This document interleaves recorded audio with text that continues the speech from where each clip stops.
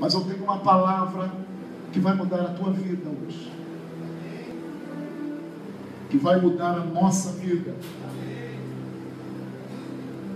Irmãos, nós estamos vivendo um momento crítico na sociedade brasileira. É um momento que se fala que tem muitos evangélicos, a estatística é de muitos evangélicos. Mas nós estamos vivendo os últimos dias. Estamos vivendo corrupções como nunca se viu no Brasil. Pragas chegando à nossa nação e varrendo a nossa nação. E nas estatísticas fala que o povo é evangélico, o povo é crente.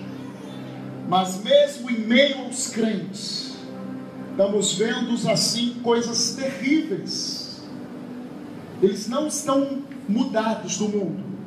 Vemos os crentes da mesma forma que o mundo, andando da mesma forma que o mundo. Querido, nós somos um povo do avivamento. Nós somos um povo do avivamento. Pastor, isso é soberba. Não, querido. Há 9 anos atrás, Deus tratou comigo. Deus me levou para São Paulo. Deus me fez conhecer uma visão que muda a religiosidade, que arranca a religiosidade do coração, e é uma visão que traz um avivamento para as nossas nações. Querido, nós somos a geração de Elias. Estamos vivendo um tempo em que Acabe e Jezabel reina. O sistema religioso reina e governa. Mas, querido, como Deus falou para Elias, existem 7.000 que não se dobraram a Jeová. Há um povo que está no quarto. Aonde? No quarto. No quarto. Gastando horas e horas buscando a face do Senhor, para que o verdadeiro avivamento venha. Nós somos um povo, a geração de Elias, que vai calar os profetas de Baal. O falso avivamento, assim como Elias chegou e falou para o céu, não vai chover mais. Nós, como essa geração profética, vamos declarar e profetizar que o falso avivamento vai cessar na nossa nação. E vamos abrir os céus do verdadeiro avivamento sobre a nossa nação. Pastor, o que é o verdadeiro avivamento? Quando João Batista estava trancado, encarcerado, e é essa a situação da igreja de hoje. João Batista tinha o espírito de Elias, mas estava trancado e encarcerado. A igreja está trancada e encarcerada no sistema religioso corrupto. Se vendem rosa ungida para a bênção, se vendem várias coisas para a bênção. O evangelho é mercadejado, a bênção, mercadejado. E querido, João Batista mandou seus discípulos, falou assim: olha, vê lá se ele era aquele que haveria de vir. Porque a visão do João Batista já estava embaçada, querido. A visão da igreja dos últimos dias já está embaçada. Muita gente decepcionada com a religião, pastores decepcionados com a religião, pessoas decepcionadas com a religião, feridas. Mas, querido, existe um avivamento. E quando João Batista enviou os seus discípulos, Jesus olhou para João Batista e falou assim: diz a João, os cegos veem, os surdos ouvem, os mortos ressuscitam, os coxos andam, e aos pobres é pregado o evangelho. Essa é a essência do avivamento. Eu declaro que isso vai acontecer na tua vida. Chega de rasura. Os cegos veem, os surdos ouvem, os coxos andam, os mortos ressuscitam, e aos pobres é pregado o evangelho, para tirar da condição de pobreza, em nome de Jesus. O avivamento vem sobre nós. E Deus tratou comigo essa semana falando comigo justamente isso, que nós estamos nos últimos dias, que Ele vai tratar e tem tratado com a igreja. Queridos, essa praga não é à toa, que está varrendo a nossa nação, chamada Zika. Cadê os Elias que param a praga? Em nome de Jesus, Deus tem que tratar com a igreja. A igreja está muito rasa, muito oba-oba, oba-oba, e nenhuma essência de Deus. Mas eu não vou ser mais assim, amém? Você não vai ser mais assim.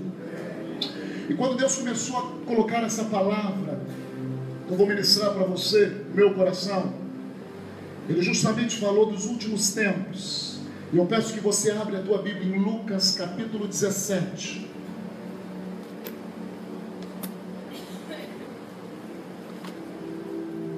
Aleluia.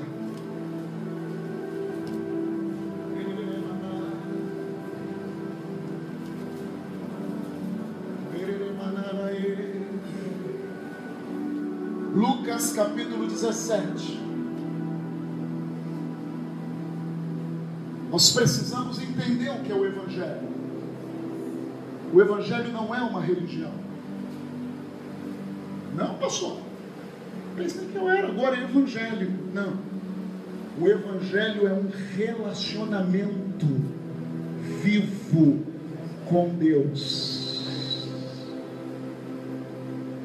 Fala assim: Evangelho não é uma religião, mas é relacionamento com Deus. Lucas capítulo 17, Jesus está falando aqui para os seus discípulos dos últimos dias. Ele fala assim, dos últimos dias, e fala do dia do Senhor. É interessante que a Bíblia nos explica e nos ensina que para Deus um dia é igual a 1000 anos. 1000 anos para Deus, 1000 anos é que nem a um dia. Então, queridos, nós somos a geração que está vivendo os últimos dias. Preste muita atenção nessa palavra. Então Deus está falando sobre isso. A partir do versículo 20, Ele começa falando, interrogado pelos fariseus,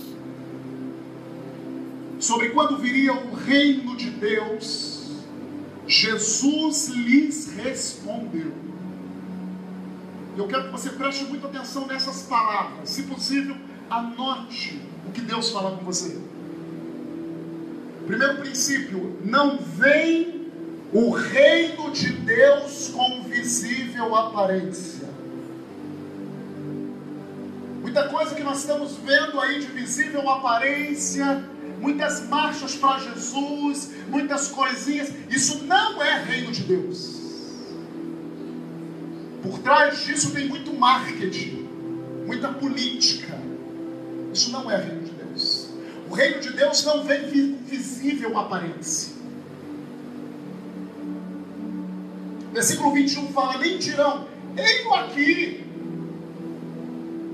ou lá está, porque o reino de Deus, princípio, está dentro de vós. O reino de Deus não está fora, está dentro de vós. O reino de Deus começa no nosso espírito. Ele começa dentro de nós. O Espírito Santo, quando eu e você aceitamos Jesus, fomos cheios do Espírito Santo. Ele habita dentro de você para te transformar. O reino de Deus não está fora, está dentro. Você declara isso: o reino de Deus não está fora, está dentro. Mas pastor, ele não tem que se manifestar assim, é um transbordar. E quando o reino de Deus transborda na tua vida, querido, é no teu trabalho, no teu estudo, na tua casa, entre teus vizinhos, todo mundo vê o reino de Deus. A tua face é outra, brilha. Se as pessoas não estão te discernindo Jesus dentro de você, é porque o reino de Deus precisa se manifestar. Precisa se manifestar. Na minha vida, na tua vida. O reino de Deus, ele não vem com visível aparência. Aleluia. Então fala: o reino de Deus está dentro de mim. Versículo 22: a seguir dirigiu-se aos discípulos: virá o tempo em que desejareis ver um dos dias do Filho do Homem, e não vereis. E vos dirão: ei-lo aqui ou lá está. Não vades, nem os sigais. Porque assim como o relâmpago fuzilando brilha de uma a outra extremidade do céu, assim será no seu dia o Filho do Homem. Mas importa que primeiro ele padeça muitas coisas e seja rejeitado por essa geração. Versículo 26. Assim como foi nos dias de Noé, será também nos dias do Filho do Homem. Comiam, bebiam, casavam-se e davam-se em casamento, até o dia em que Noé entrou na arca, e veio o dilúvio e destruiu a todos. O mesmo aconteceu nos dias de Ló. Comiam, bebiam, compravam, vendiam, plantavam e edificavam. Mas no dia em que Ló saiu de Sodoma, choveu do céu fogo e enxofre e destruiu a... Pastor, o que a palavra de Deus está falando? Querido, o reino de Deus não vem de visível aparência. O problema aí não é viver uma vida aparente externa. O problema não é casar, dar esse casamento. Esse não é o problema. Isso fala de uma vida natural. Noé vivia essa vida natural. Porém, Noé tinha uma essência. Ele tinha o reino de Deus dentro. O problema não é você estar nessa geração viver uma vida natural, normal. O problema é quando você só vive uma vida natural. E quando você não ouve a voz do Senhor. Noé vivia na sua geração. Porém teve um dia que o Senhor falou assim: para tudo e entra na arca. O nosso problema não é viver naturalmente. O nosso problema é que nós não estamos escutando do Senhor quando Ele fala para você: filho, para tudo e entra na arca. E a geração que vai subir é a geração que entra na arca. Deus quer nos tirar desse sistema. A Bíblia diz: buscai o reino de Deus em primeiro lugar, e todas as coisas vos serão acrescentadas. Pastor, mas eu não tenho que trabalhar, eu não tenho que estudar, não dá para ficar 24 horas buscando ao Senhor. Sim, querido, você tem que trabalhar, mas a Bíblia fala: orai sem cessar. A Bíblia fala: fique conectado com o Senhor. O problema não é ter uma vida natural, o problema é não ouvir. Noé ouviu e obedeceu. Lá no meio de uma geração, também comiam, bebiam, faziam as coisas naturais. Porém teve um dia que Deus falou com Ló: sai de Sodoma. E essa palavra é uma palavra para mim e para você nessa noite. Entra na arca, filho. Vida cristã é entrar na arca. Vida cristã é sair de Sodoma o tempo todo. Sodoma fala do sistema pecaminoso desse mundo. Nós vivemos uma vida natural. Porém, entra na arca. A arca é a presença do Senhor. Sai de Sodoma. Que a palavra diz: aquele que não entrou na arca e aquele que não saiu de Sodoma, veio a água, veio o dilúvio e destruiu a todos. Veio o fogo e destruiu a todos. O reino de Deus está dentro de você. O reino de Deus está dentro de você. Versículo 30. Assim será no dia em que o Filho do Homem se manifestar. Agora o versículo 31 é profético. O versículo 31 fala de 2 estágios da vida cristã, que no último dia a igreja do Senhor tem que estar um ou no outro. Nós estamos no último dia do Senhor. A igreja do Senhor, Jesus está para vir buscar a sua igreja. E não se engane, querido, a igreja do Senhor é sem mancha, sem mácula. E o versículo 31 fala de 2 estágios. Não que a religião, mas a igreja do Senhor em toda a terra tem que estar. Naquele dia, o dia do Senhor, quem estiver no eirado, fala eirado, e tiver os seus bens em casa, não desça para tirá-los. E de igual modo, quem estiver num campo, não volte para trás. Fala assim, 2 estágios da vida cristã. Quando Jesus vier, eirado e campo. Fala comigo, eirado e campo. E Deus falou, quem tiver no eirado, não desça. Não desça. Fala para o teu irmão, quem tiver no eirado, não desça. Quem tiver no campo, não volte. Pastor, não estou entendendo nada. O que é isso, pastor? Eirado é um local que as pessoas oravam. Quando Deus fala assim em Mateus 6,6, entra no teu quarto, fecha a tua porta, e o teu pai, que ouve em secreto, te recompensará. Na casa do judeu havia um eirado, que era em cima, que era um local de oração, que era um local de busca. E a palavra de Deus fala, quem tiver no eirado, não desça. 2 tipos, quando Jesus voltar, vai encontrar. 2 tipos, 2 níveis da igreja. A igreja no eirado e a igreja no campo. Se a igreja estiver no eirado e no campo, amém. O problema vai ser não estar no eirado, e o problema vai ser não estar no campo. Esse vai ser o problema.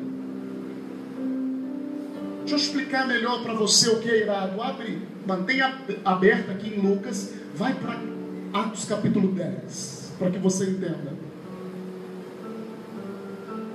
Aleluia! Aleluia, Jesus.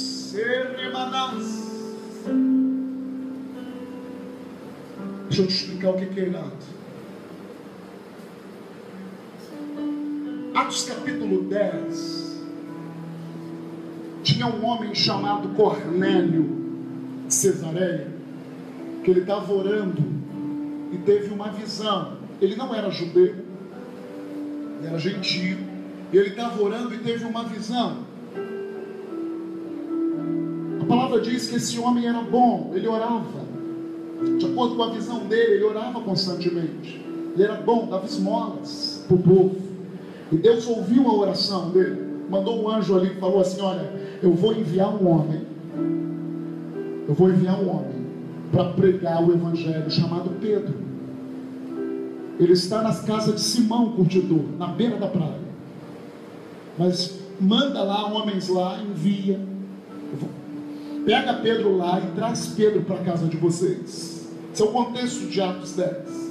No versículo 9 fala o seguinte: no dia seguinte, indo eles de caminho, e estando já perto da cidade, subiu Pedro ao eirado. Subiu aonde? Ao eirado. Por volta da hora sexta, a fim de orar. Estando com fome, quis comer, mas enquanto lhe preparavam a comida, sobreveio-lhe um êxtase.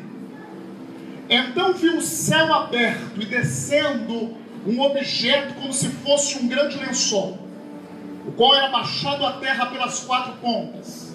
contendo toda sorte de quadrúpedes, répteis da terra e aves do céu. E ouvindo-se uma voz que se dirigia a ele: levanta-te, Pedro, mata e come. Mas Pedro replicou: de modo nenhum, Senhor, porque jamais comi coisa alguma comum, imunda. Segunda vez a voz lhe falou: ao que Deus purificou, não consideres comum. Sucedeu isso por 3 vezes, e logo aquele objeto foi recolhido ao céu. Versículo 19. Enquanto meditava Pedro acerca da visão, disse-lhe o Espírito: estão aí 2 homens que te procuram. Levanta-te, pois, desce e vai com eles, nada duvidando, porque eu os enviei. Queridos, Eirado é um lugar que nós entramos. Quando você aceitou Jesus, foi cheio do Espírito Santo. Quem já aceitou Jesus diz amém. Quem já foi cheio do Espírito Santo diz glória a Deus. Quem fala em línguas diz: o Deus é bom. Quando Deus nos tocou, o primeiro estágio da vida cristã, Ele espera que você fique no eirado. É no eirado. É no eirado que Pedro recebeu a direção para a vida dele. É no eirado que você recebe direção para a tua vida. E querido, eirado, para nós, fala desse lugar que nós precisamos ouvir a voz de Deus. Nós precisamos ser guiados por Deus. Todo filho de Deus é guiado por Deus. A igreja tem sido guiada por modas, por homens, mas os filhos do Senhor têm que ser guiados por Deus. E a direção vem do eirado. Como está o eirado da tua vida? Você está no eirado ou se desceu para cuidar dos seus bens? Tem pessoas aqui no nosso meio que Deus chamou para o eirado há muito tempo, mas ela olhou para o homem e desceu. E essa geração é para que nós subamos no eirado e recebemos a revelação do Senhor. É no eirado, Júlio, que nós recebemos o poder de Deus. É no eirado que Deus fala: tem 2 homens aí, vai com eles. E quando Pedro obedeceu, houve uma revolução na família de Cornélio. Houve um avivamento. Querido, nós somos a geração do avivamento, mas Deus precisa que nós estejamos no eirado. O eirado é um lugar de busca. O eirado é um lugar da vida do Espírito. O eirado é um lugar das práticas espirituais.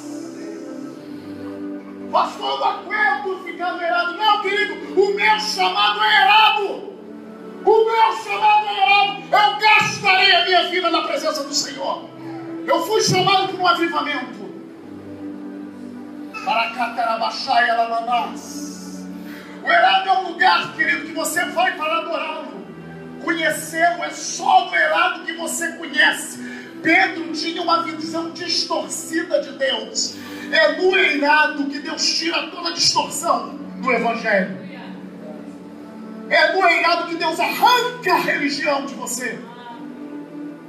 Ele era cheio de preconceito, Pedro, mas ficou no eirado. Eirado é lugar de oração em línguas. Ora após ora. Eirado é um lugar de adoração e meditação na palavra. Eirado é um lugar de jejum. Querido, é no eirado que Deus quer te encontrar. Tem uma outra palavra muito parecida chamada eira. Fala eira. E eira, que na realidade também é uma laje, só que é para debulhar o trigo, separar o trigo. João Batista, ele fala assim: aquele que vem depois de mim é mais poderoso do que eu. Eu não sou digno de desatar a sandália dos seus pés. Mas ele, quando vier, eu estou batizando vocês com água. João Batista mudou o sistema religioso da época. Porque o sistema religioso da época, o povo tinha que ir para Jerusalém, no templo para oferecer sacrifício. Esse é o sistema religioso. Aí chega um homem louco, pregando o evangelho no deserto, no Rio Jordão, e batizando as pessoas. Deu nó na cabeça dos fariseus. Ele mudou o sistema religioso ali. A multidão foi para o deserto. Porém, João Batista, ele falou assim: eu não sou o Messias, eu batizo você com água, mas depois de mim vai vir um que batizará vocês no Espírito Santo e no fogo. Quando eu e você fomos batizados com o Espírito Santo, você recebeu uma linguagem sobrenatural. E o versículo seguinte fala o propósito disso. Fala assim: Ele que batizará você no Espírito Santo e fogo já está com a pá na mão. Ele já está na era e separar a palha do trigo. O trigo ele colocará no celeiro, a palha do fogo. O que acontece, pastor, quando eu vou por errado? O próprio Jesus vem com a pá, André, e separa dentro de você o trigo e a palha. Deus quer tirar a palha. Deus quer tirar a palha. Amém. Deus fala que as nossas obras não tem que ser madeira, palha e ferro. Vai se queimar, mas pedras preciosas, ouro e prata. Erado é lugar dele vir capar. Você tem deixado ele vir capar? Querido, é maravilhoso quando ele vem prata, perdão. É maravilhoso quando ele vem capar. Ele está separando em mim, quando eu me entrego a ele, o que é trigo e o que é palha. Ele está fazendo com que eu conheça ele. Fala assim: desse lugar eu não vou sair. Ruth tem uma música que fala: como Ruth aos pés de Boaz, uma noite inteira eu quero ficar aos teus pés. Eu vou me preparar e vou ficar na era, esperando o meu Boaz. Ele é o nosso Boaz. Jesus, ele está com a pá nas nossas vidas. Jesus quer tirar a religião. Fala do irmão. Jesus quer tirar a religião de você. Tudo que te impede de crer, tudo aquilo que te impede de você viver o poder de Deus.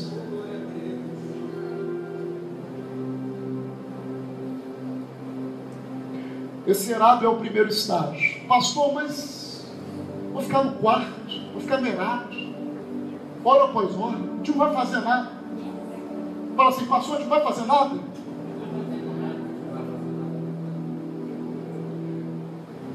Os sacerdotes no Velho Testamento, eles vestiam, quando ia servir ao Senhor, um linho finíssimo. Fala assim: linho. Linho é um tecido bem fino. E quando eles serviam ao Senhor, estava conversando ontem, né? Quando eles serviam ao Senhor, eles tinham que servir ao Senhor e não podiam suar ao servir ao Senhor. O que isso significa, pastor? Suar fala para nós de esforço humano. O teu serviço ao Senhor não deve ser fruto de um esforço humano, mas deve ser fruto de uma direção de Deus. O próprio Jesus, ele começou o ministério dele com quantos anos, gente? Quantos anos, gente?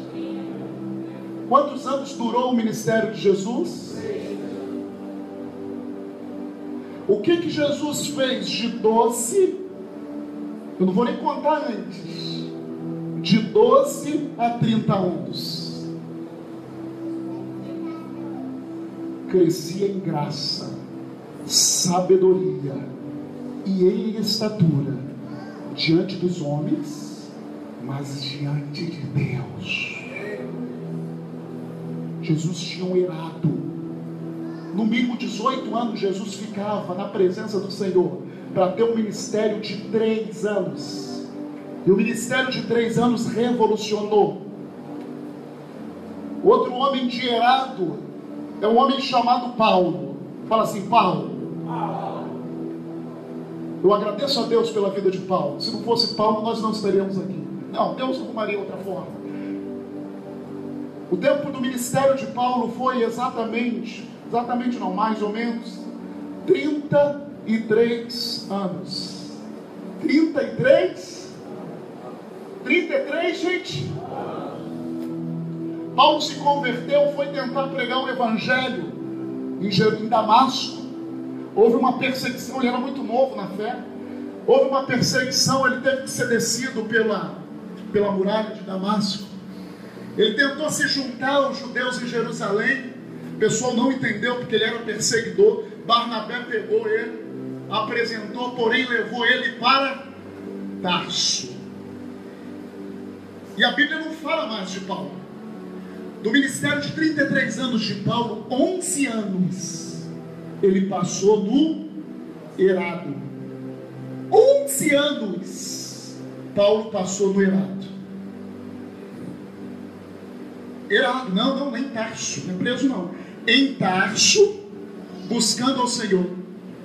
Depois desses 11 anos, Barnabé foi pegar Paulo lá, para levar para a igreja que estava tendo o avivamento em Antioquia. E Paulo ficou ali em Antioquia. O ministério de Paulo foi 11 anos no Herado, 11 anos nas 3 viagens missionárias, quando ele foi enviado pela igreja de Antioquia, 3 viagens missionárias, e 11 anos preso, voltou para o Herado, 22 anos de Herado, 11 anos preso nas prisões, 11 anos sozinho, ninguém sabia, 11 anos nas 3 viagens missionárias, e 11 anos o quê? Preso. Tu acha que ele estava lá? Ele falava lá na prisão, escrevendo na carta de Filipenses: alegrai-vos no Senhor. Outra vez digo, alegrai-vos no Senhor. O tempo a sós que ele tinha, querido, ele sabia de tudo. Deus revelava para ele tudo. Ele ainda falava assim: eu sei o que está acontecendo na igreja aí, porque o meu espírito está aí. Amém? Fala assim: Deus me chama para o Herado. Cara, gente, isso não é religiosidade, isso é prática, irmã Lília. Deus quer te encontrar no quarto, filha. Deus quer te conhecer, filha. Deus quer te fazer conhecer. Porque quando chegar lá, querido, muitas pessoas vão: Senhor, eu fiz isso. Eu nunca vos conheci.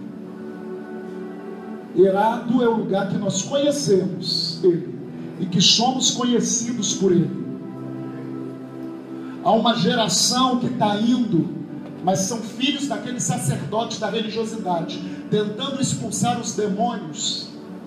Só que o que aconteceu? Tomaram uma surra. Os demônios falaram assim para ele: eu conheço quem é Paulo, eu sei quem é Jesus, mas quem vocês são? Querido, você não vai receber isso. Os demônios vão te conhecer e vão tremer na tua vida, porque você está gastando as tuas horas no Herado. Fala assim: Herado é o meu lugar. Querido, é o primeiro estágio. É no Herado que você recebe a direção, a visão. É no Herado que você se descobre, Michel. Você estava me perguntando qual é o segredo. O segredo é o Herado. O que nós ensinamos aqui na igreja é sobre o Herado. Você entrar no teu quarto, ter tempo com Deus. É no Herado que você descobre primeiro quem você é em Cristo, o que você tem em Cristo e qual a sua função no corpo. É no Herado que vocês têm o teu chamado para apóstolo, profeta, pastor, mestre, evangelista, governos, socorros, variedades de língua. É no Herado. Então a igreja, Jesus está voltando, Luiz. E ele tem que nos encontrar no eirado. Tem pessoas que desceram do eirado por causa dos seus bens. Que esse não seja você. Você não vai descer do eirado. Você está recebendo uma unção nessa noite de perseverança. Entrar na presença do Senhor. Agora o segundo estágio, quando Jesus voltar, deve te encontrar ou é no eirado ou no campo. O campo fala que quando você já recebeu o teu chamado, ficou tempo no eirado, recebeu o teu chamado, sabe o que você tem que fazer. Quem for para o campo, não volte. Não volte. Fala assim, quem for para o campo, não volte. O problema é que há muitas pessoas retrocedendo, muitos líderes retrocedendo. Na realidade são pessoas que não gastaram tempo no eirado, não têm uma fortaleza dentro de si, não sabem para que foi chamado. E eu falo que nós fomos chamados para um avivamento no nosso estado e na nossa nação. Nós fomos chamados para isso. E quando você tem essa direção, querido, você não volta.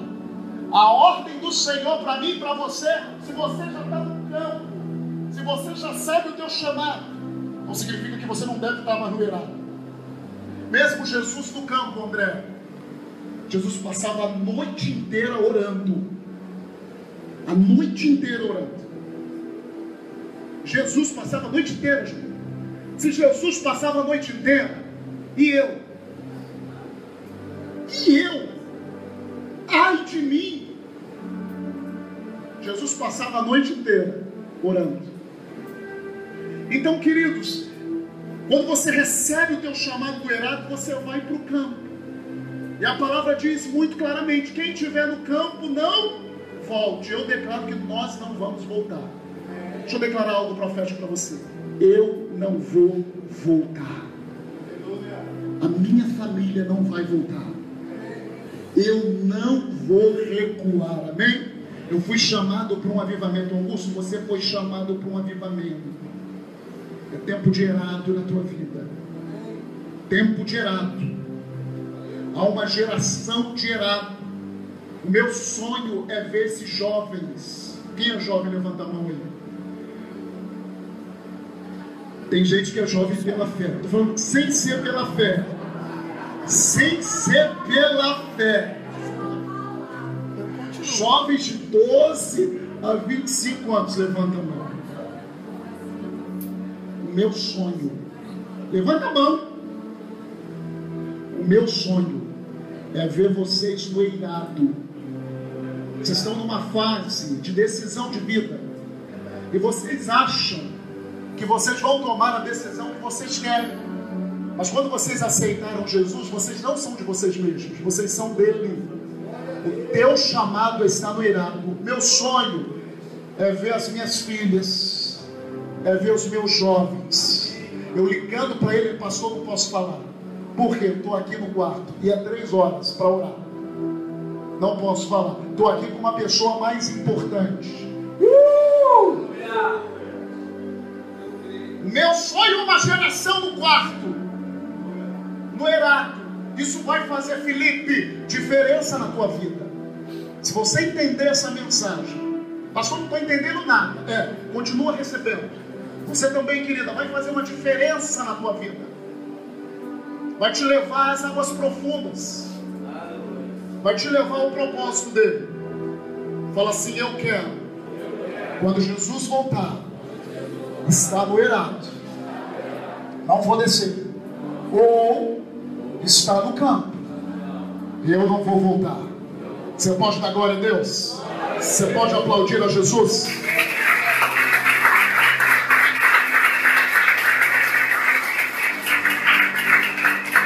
A verdadeira igreja, o verdadeiro corpo de Cristo, decidiu viver no eirado e no campo. Isso fala de morrer para essa vida natural. Continua no texto, Lucas 17.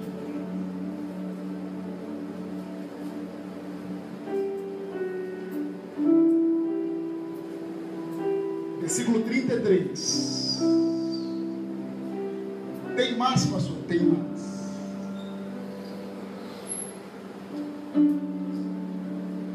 Quem quiser preservar a sua vida, ou seja, quem descer do eirado, quem voltar, perdê-la. Fala, esse não vai ser eu. Sou esse. E quem perder a sua vida, de fato, Jesus voltou, estou no eirado. O reino de Deus é dentro de mim. Eu ouço a voz do Senhor como Noé e Ló e faço a vontade.